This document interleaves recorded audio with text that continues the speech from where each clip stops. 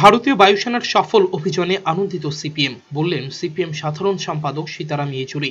মঙ্গলবার ভোররাতে ভারতীয় বায়ুসেনা সন্ত্রাস বিরোধী হামলা চালায়।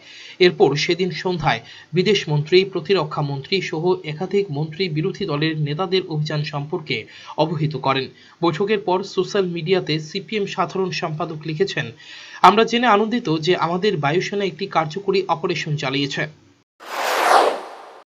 एयरफोर्स जो एक बहुत इफेक्टिव स्ट्राइक कामयाबी से किया, और वो भी उनका जो बालाकोट में वो कह रहे हैं कि सबसे बड़ा जैश ए मोहम्मद का जो कैंप है, उस कैंप को उन्होंने बर्बाद कर दिया। इफेक्टिव स्ट्राइक जरूर हुआ है।